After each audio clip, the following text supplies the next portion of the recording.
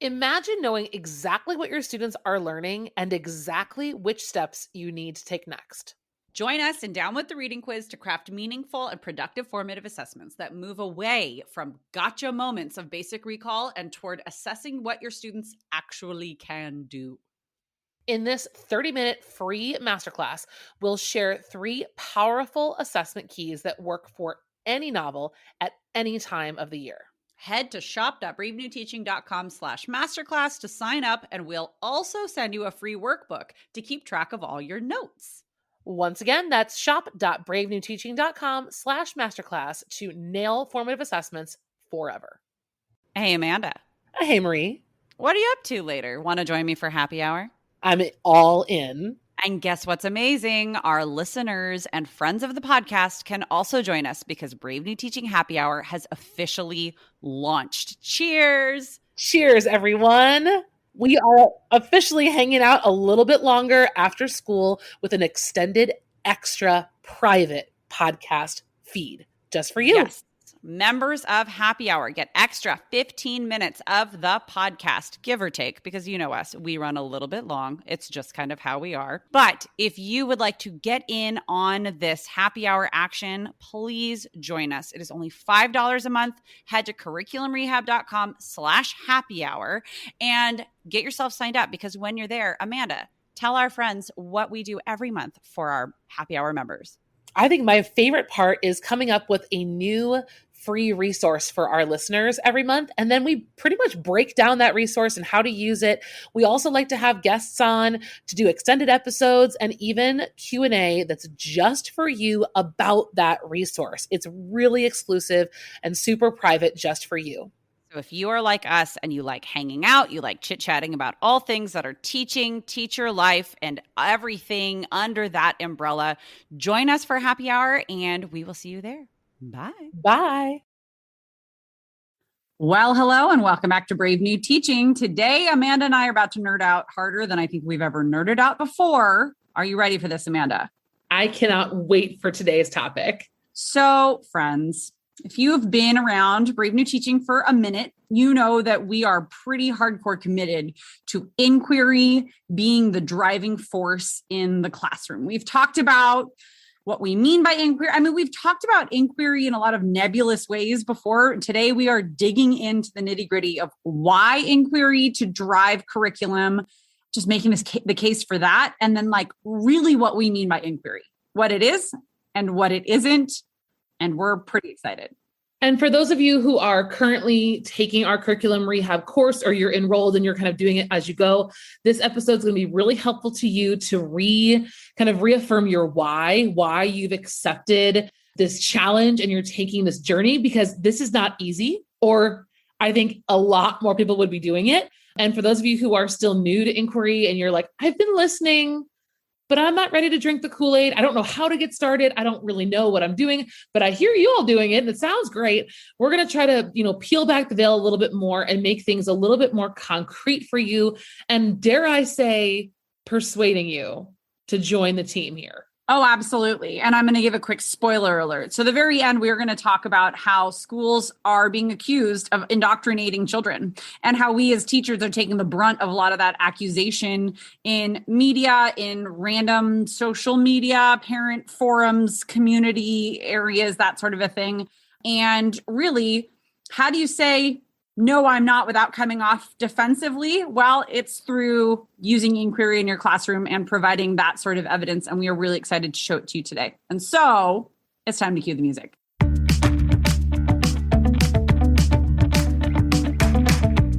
You're listening to Brave New Teaching, a podcast for educators challenging the status quo. I'm Amanda, and I'm a high school English teacher in Illinois. And I'm Marie, and I'm also a high school English teacher in Southern California. We're so glad you're here. Enjoy the show.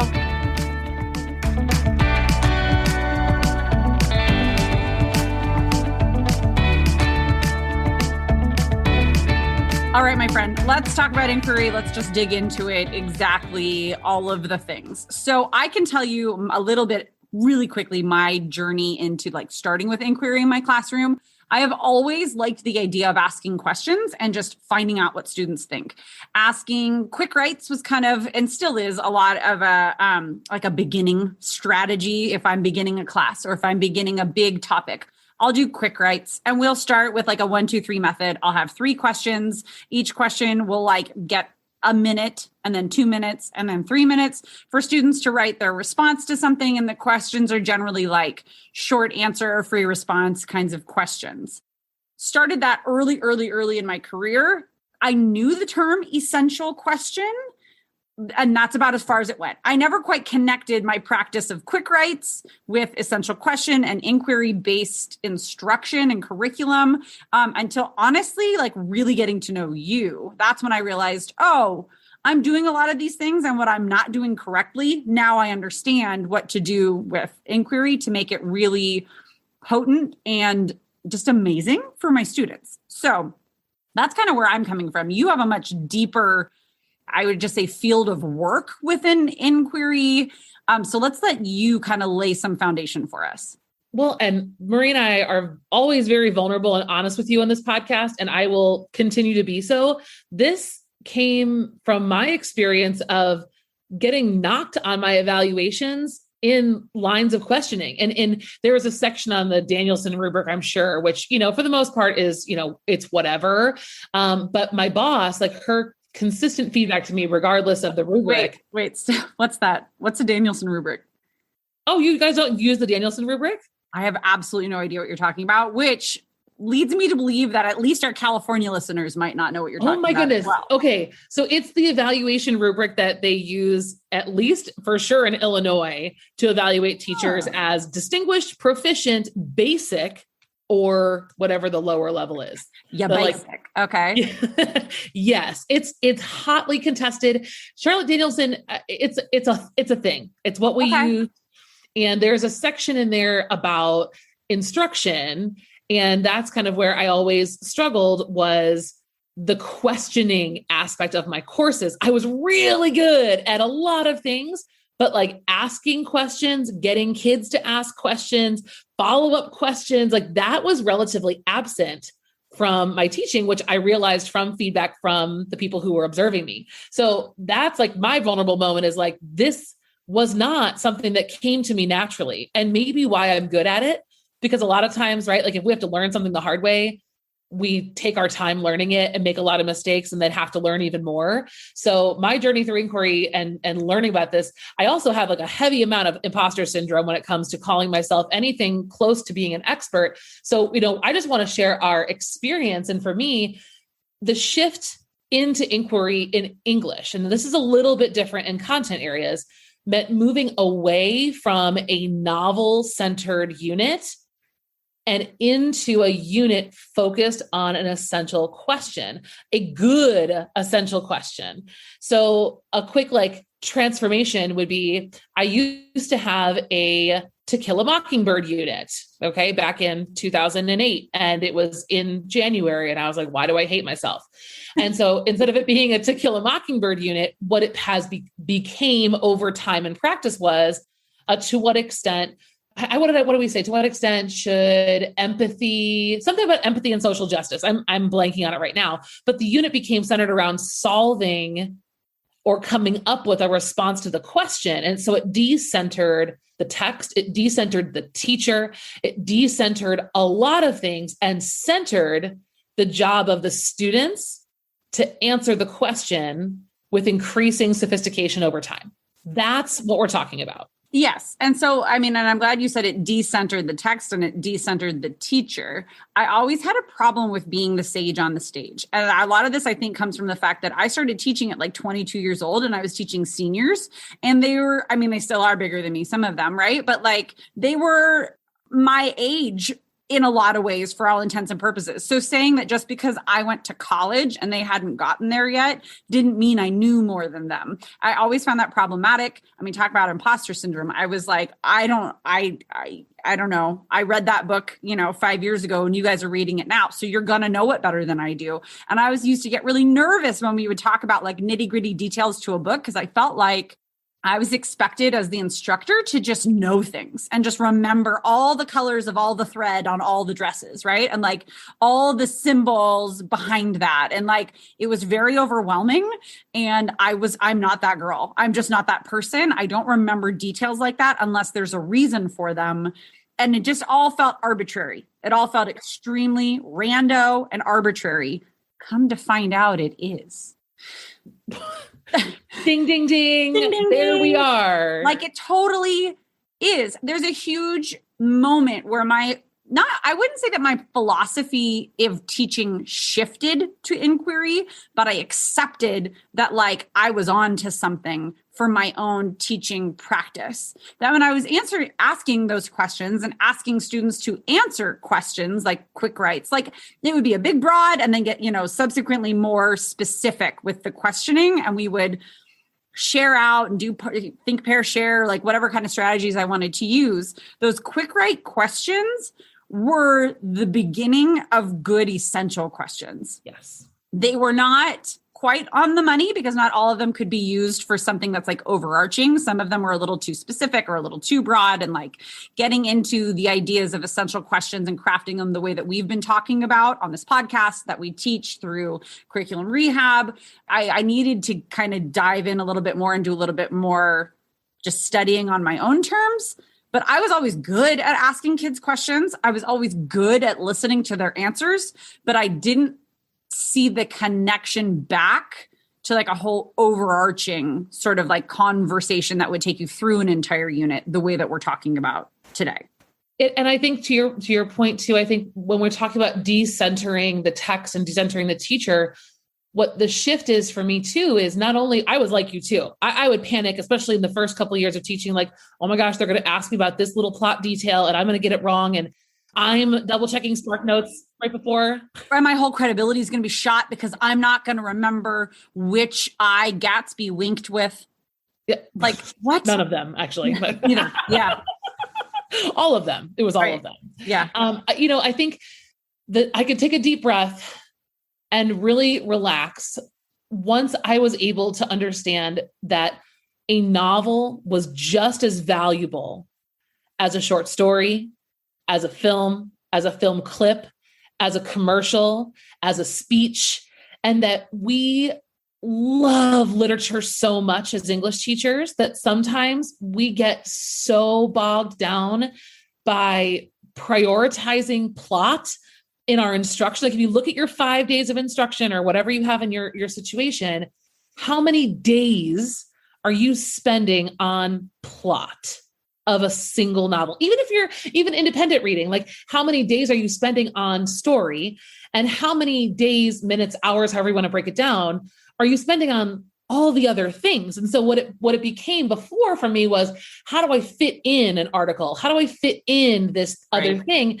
And when I shifted to inquiry-based instruction, I was like, it all matters. And it's okay that only one day we spend together covering the novel, because these other days we're going to spend debating, discussing, reading this complimentary article, watching this film. We're going to do all of this work. And all that matters to me at the end is that you can answer this question better than you could when we started. And you can do that with a lot of different paths. And so it makes all texts and materials a tool for learning versus the thing to be learned. This episode is brought to you by Curriculum Rehab, by us, the team here at Brave New Teaching. It is the first and only teacher PD of its kind, a course to help teachers like you by guiding you through creating your own personal framework for curriculum. You make it work for you, your students, and your unique situation, because nobody else knows what the kiddos in your classroom need the way that you do. Curriculum Rehab takes all of the resources available to you, all of the lessons, the assessments, the activities, all of the texts, everything that could possibly be there for you, and it helps you organize what you actually need in order to attain your teaching objectives. These are the strategies that Amanda and myself have used in our own classrooms, have developed over very long years of teaching and figuring things out, combined together to create this framework and these strategies that we can guide you through. This course will give you the tools you need for a complete curriculum overhaul or to start from scratch. Wherever you are on that continuum, it does it all for you and with you on your timeline. So start today, do a little bit more in a couple of months, and then pick it up next summer. It's Teacher PD the way it should be, on your own time. Head to curriculumrehab.com/course for more information, or just head to the show notes for this episode. We cannot wait to see you there. It's finally time to take control of what goes on in your own classroom and create the curriculum of your dreams. All right, let's get back into the show. So let's talk a little bit then about what inquiry is and isn't specific to what we're talking about, because there are a lot of essential questions out there that are neither a question nor essential. Correct. Yeah. So do you want to dive into that a little bit?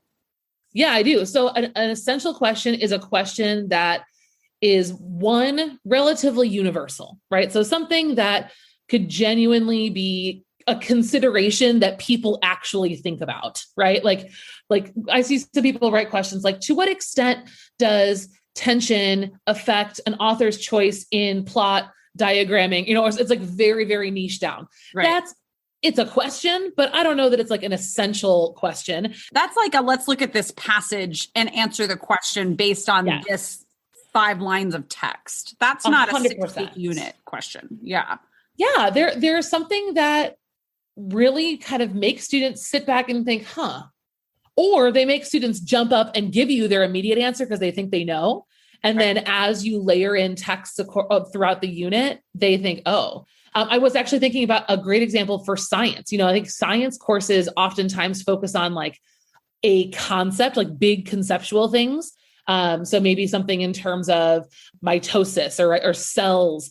And the unit is called our cell unit, when instead an essential question would elevate the conversation to something about, to what extent is cell biology going to impact the future of climate change? So, oh my gosh, so I have a personal stake in this because climate change is happening to me, and it's happening. It's all of the, there's something about the world around students. There's something engaging about the fact that it's going to impact them personally somehow. That's really what an essential question is trying to do. And our episodes that we can link in the show notes for you all really kind of get into the nitty-gritty. I have a masterclass on writing essential questions, but truthfully, there is no perfect recipe, and you can get really bogged down by trying to be perfectionist about them, when really what matters is framing your unit under a question. And the goal is for students to answer it at the beginning, consider it along the way, and answer it again at the end. And you can see how they've grown. I like to have a couple of check marks when I'm writing an essential question. And it's that there's content built into it. So like the cell one you were asking, and in order to answer that question, students have to understand a lot about, there's content there, right? And there's also context. There's a bigger picture. So if you've got content and context built into the conversation that's a lot of cons, that you are framing, then you've got a starting point. And yeah, we've got a couple of different essential question workshops that the two of us have done for my classes. We've got a lot on this. Like we said, if you're in curriculum rehab, this might be recentering some of that module for you, where you're talking about the questions that you're writing and how to frame them and how to make them work for you. Another beautiful, so what I'm saying is we have a lot that we can link to, and we will down in the show notes. We just want to get into really making the case for inquiry. It creates a lot of flexibility. It's more than just questioning strategies. It's a whole view of how to approach curriculum and how to approach teaching and education. And it also creates a lot of wide open space for me as a teacher to breathe and know where I'm going and not have to feel bogged down by my own calendar. We talked about it last week or 2 weeks ago, whatever episode we did, lit circles. If you picture, if you give essential questions a metaphor in your head, it's pulling the thread through the needle, right? If you have an essential question as your frame and you take that deep breath, that allows you to choose the texts for a choice novel unit. That allows you to choose the supplementary texts that are going to be paired with a novel that are going to be paired here. I had the experience multiple times where I came into a situation where the curriculum was scripted for me or pre-organized, and it never felt right to me until I wrote my own essential questions to kind of put on top. So it was a little clunky because it wasn't naturally created that way. But when I was able to attach essential questions and conceptual understandings to the units that were given to me, I then felt that flexibility of living in my unit more authentically. I've also been in the situation where we did transition to essential questions, but some teachers weren't comfortable shifting central texts. So our unit that I've done on 1,000 Splendid Sons, the question is, why do relationships matter? Guess what? There's like 1,000 novels you could use for that unit. And that's amazing because then the teachers in our department that weren't ready to do Sons, they did Catcher in the Rye. They stuck to Catcher in the Rye. And so we were all teaching the same unit, but with different texts. And that flexibility is beautiful and very hard to do with other setups. Right. Yeah. Once again, we're going to keep coming back to it. Decentralizes text and decentralizes teacher. And honestly, I think decentralizing teacher is even more important than decentralizing text, because the role of the teacher is always kind of in flux, but especially I'd say in the past 10, 15 years, we have gone from, I already said it before, a sage on the stage, the keeper of the keys, the guess what I'm thinking, to a coaching, a parallel, I'm there with you, we're doing the work together and I'm coaching you through it type of a model.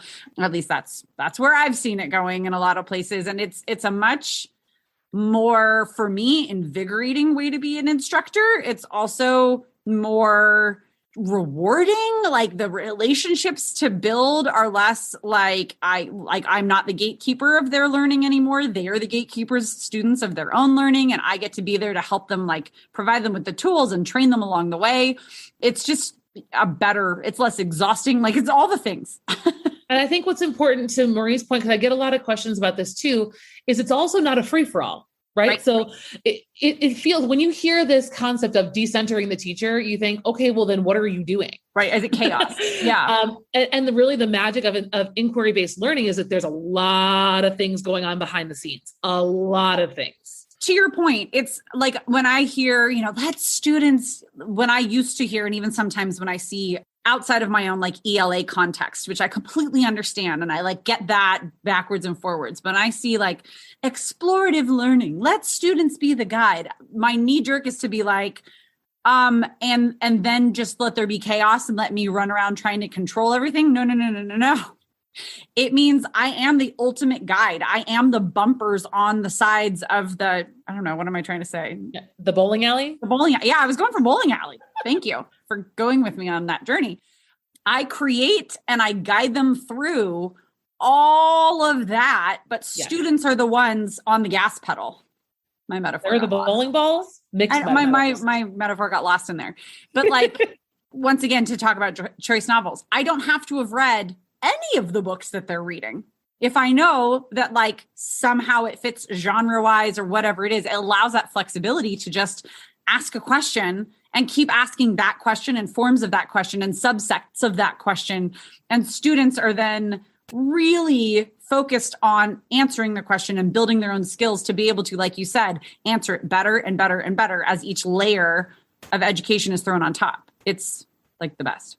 It's amazing. And I think the final thing that we would want to share with you to make the case for inquiry, and we could talk about this, and we will talk about this endlessly throughout this podcast, is that, can you guys hear the thunder?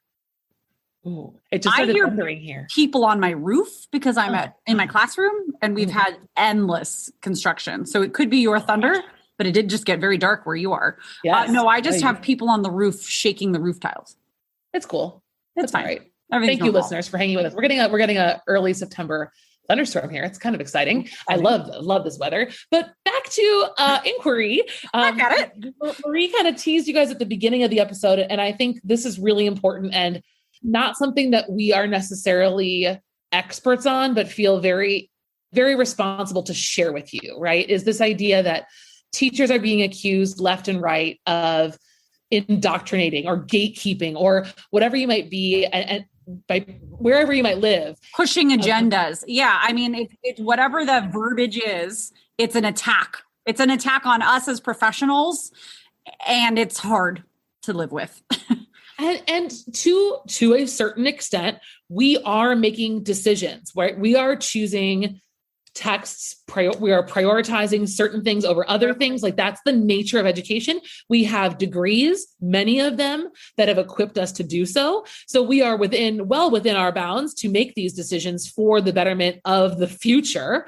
But I think when we talk about approach, if your approach is through inquiry and you have that flexibility for when a parent ultimately will challenge a text, which this is going to be an episode coming up soon. We're going to talk about what to do when parents and kids challenge We've texts. been gathering some good strategies. When these things happen and when it feels like that pressure is too much to bear, stepping back and saying, you know what, this unit is focused on this question. Is this as important as this? Or to what extent is this true? Or to what? It is ultimately up to the student to not only answer in their own way, but to learn how to answer in their own way with evidence and poise. And that the better they get at that, that's my goal. It's not about driving home a content piece of material. I really don't care at the end of the year how many novels you've perfectly read and how much you've comprehended. If you memorized all the thread colors to the dress that Marie was talking about, right? Like that. If you've completed X number of whatevers, that's not important. What's important is the growth in being able to answer hard questions and becoming informed, engaged citizens. A critical thinker. It's all about critical thinking, engaging in being able to like think about complex topics, like you're saying, and then to be able to articulate your own stance on something, to be able to articulate it and then to communicate that. That is the skill. Those are the skills of reading, writing, listening, and speaking in the 21st century. Like that's it. 100%. Yeah. And so if you're sitting here right now, it's the beginning of the school year and you're in the middle, I can't tell you how many teachers I've seen on Facebook talk about this. If you're in the middle of your first unit, which is your short story unit, okay, you know who I'm talking to you, and I love you because this is a process. This is a unit by unit growth process. If your short story unit didn't go well, or maybe kids didn't seem terribly engaged and you're thinking like, maybe I need to pick new stories, or maybe I need to do a jigsaw next time. Wonder if maybe it's because they don't see the point in reading short stories as presented, that maybe asking them a question that's more connected to something big picture might create a higher level of engagement, and the stories are the vehicle to get there. Think about that for maybe next year, or maybe another unit in the winter. Maybe that'll be easier, but definitely consider if your novel centered units are not going well, how could they change? How can they still require content, but also put things into context? If your essential question can help you tell students, parents, and other stakeholders the answer to the question, why are we learning this? Why is this important? Why does this matter? Schools don't teach me how to do taxes. You know, all that stuff that we like to hear. Essential questions, inquiry-based learning that puts students in charge answers those questions. It answers the questions. Like a few weeks ago when we did the essential question workshop for my 12th grade course, will the fate of humanity be determined by the villains or the heroes? I still love that question so much. You bet your buttons. Every kid in this classroom is all in. Today, we started our choice, not like literally 20 minutes ago. We started our choice novel unit on what is a villain. That's our sub question within there. And they are in. It is now hailing. So, okay. I mean, like golf ball size hail is hitting the window. Okay. So this is probably a good time to wrap things up and tell you all that we're here to support you no matter what it is that you are embarking in, brother. If you're ready to jump into curriculum rehab, we want to have you. If you want to just chat with us in a DM, chat with us in a DM. We want to support you on this journey no matter what it looks like. And if you're listening to this in real time, if you want to hang out with us at the end of this month, we have our dystopian fall festival, Teaching Dystopia. And we're going to talk a lot about inquiry through that festival because we are living in a dystopia, and being able to bring that genre to students and present them with questions and give them the fuel to answer those questions through texts and through different materials that you talk about in class is a wonderful way to see inquiry at play and to like see it in its own little box and see how it really, really works. If this is something that's new to you, I highly encourage that you join us for the festival. Head to the show notes or just go to curriculumrehab.com/dystopia and you can register for free. We are very excited. I can't wait to see you guys there. It's going to be so awesome. Absolutely. Friends, thank you so much for joining us. We hope that we have started to demystify a bit of inquiry, maybe even fire you up a little bit to adding this either more into your class, refining what you already do, or just getting started. Like Amanda said, join us. We have many resources for you, and this is far from the end of the road when it comes to talking about inquiry. And until we meet again, we will see you guys next time. Bye.